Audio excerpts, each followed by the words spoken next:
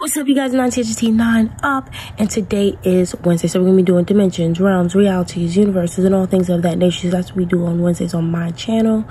Okay, so we're gonna be talking about Joan is Awful from Black Mirror. So I don't know if you guys saw the new season, but if you haven't, just click off. You probably should, because this is gonna be like a big spoiler. This whole video, I'm basically gonna be telling the whole episode. Well, not the whole episode, but like I'm gonna be telling a lot of it pretty much. So yeah, just click off. Okay, if you clicked off, okay, good. So getting into the video, there's a certain part that really bothered me. So I'm gonna play that part for you. Not bothered me, but it really was like, huh? I really didn't like, it just blew my mind kinda. So just watch this clip real quick. Holy Christ! Hey, no one's allowed in here! I'm calling security!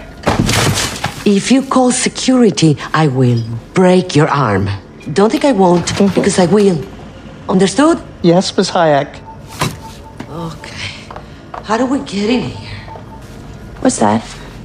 Joan is awful. No, but that's me. That should be her, right? Because that's the variant of Joan is awful that the Joan below you sees when she watches the show. What? The Joan below me? What? You're not the original Joan. That's Source Joan. We need a code for this, Joan. Wait, Source Joan? Yeah, you're just a Joan. Who's Source Joan? The real Joan. Look. There, Source Joan. Source Joan? I'm not the real Joan?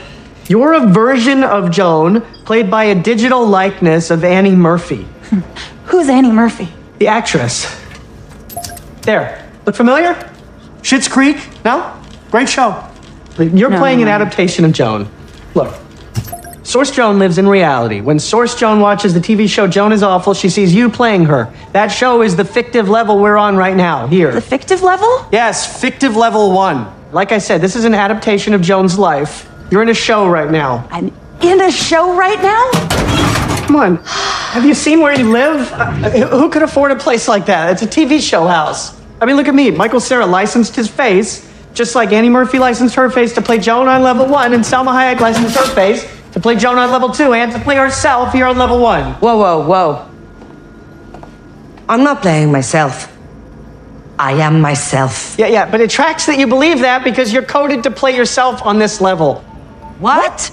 We're not in reality right now. This is fictive level 1. If I'm not here, then where am I? I don't know where the real Miss Hayek is. I don't have eyes on her. She's probably in Zurich or on a beach somewhere. I don't know where she is. I mean, this is not called Salma Hayek gets everything explained to her but doesn't understand it still. It's called Joan is Awful. It's her story. By which I mean the real her. I'm not Annie Murphy. Source Joan. The Joan that lives... Oh, thank God. He was so boring. Jesus. Annie Murphy, you're my hero. You guard the door. I'm gonna kill that fucking computer.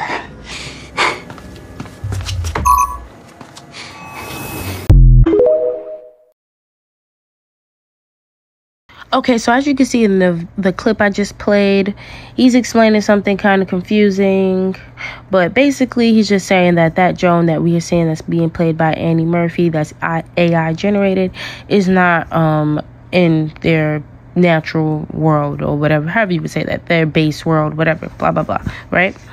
So I was gonna take this video into not dark, but a weird turn and say, what if we're the Joanne that's played by the AI generated Annie Murphy character person, and we're not in the real world? But that is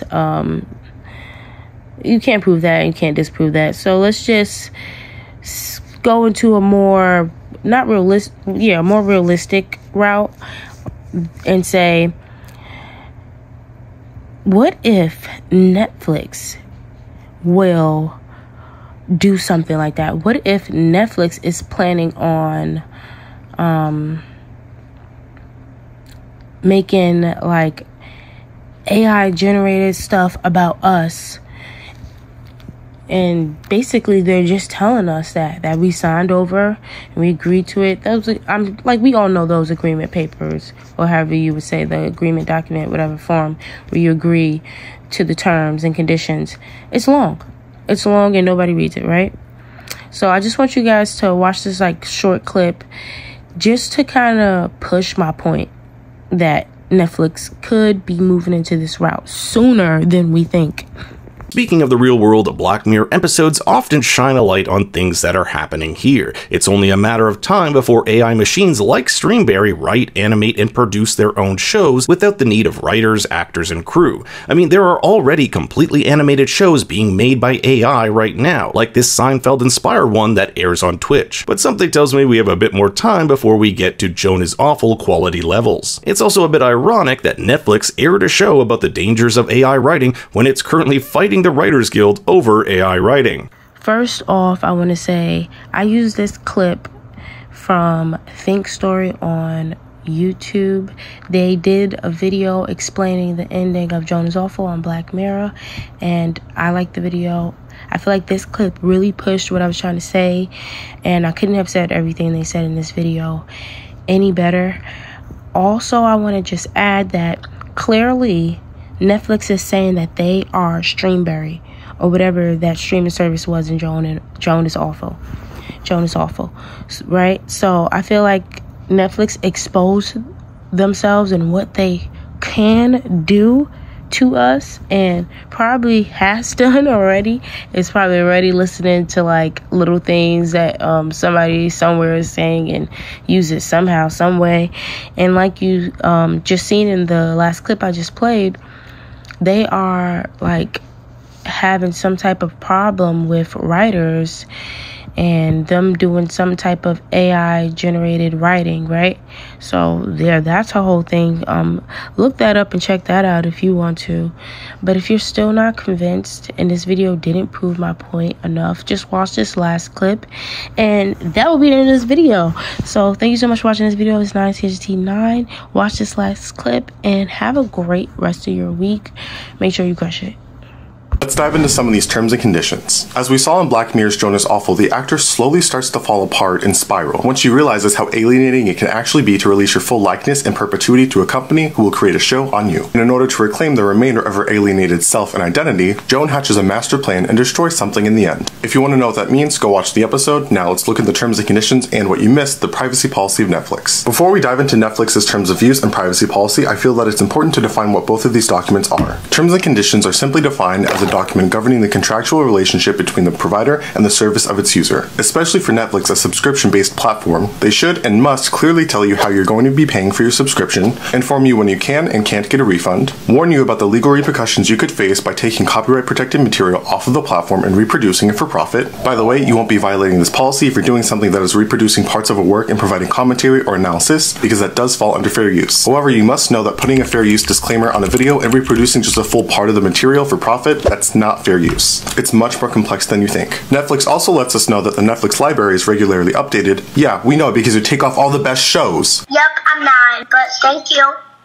Sorry, I digress. Now, the privacy statement or privacy policy of a platform. A privacy policy is essentially a document that details how your data will be collected, used, shared, and protected. Netflix does outline when and how they share your data, how it's collected, what safeguards they actually institute, and I highly recommend that you read through the behavioral advertising section. Behavioral advertisements are those that are selected based on your use and/or interactions with various unaffiliated third-party apps or websites across the internet. We collect information that identifies, relates to, describes, is reasonably capable of being associated with, or could reasonably be linked directly or indirectly with a particular consumer or household. Now, I know that you feel a little alienated, but I just want to let you know that there's a little bit more. When companies say that they de-identify or anonymize your data, I think it's important that you know that most of the time, because of how much information is collected in different forms, almost all of the time you can be identified from de-identified or anonymized data by working backwards and connecting different dots. This is where a lot of concern of data aggregation, data brokering, and selling comes from. Also, a lot of you are misusing the word selling data. Companies don't necessarily do that. It would be in violation of the CCPA and CPRA. They are regulated, so they just say that they share data, or they just rent out space to funnel that data to another company who can use it to then profit off of. But this isn't just what you should be concerned about. As consumers, most of you don't know how much data companies collect and have on you currently. On top of that, since most of you don't read the fine print, you don't realize how much leverage these companies have over that data. And as we saw in the end of Joan is Awful, the supercomputer is destroyed by a version of her. However, how do we destroy our version of that computer?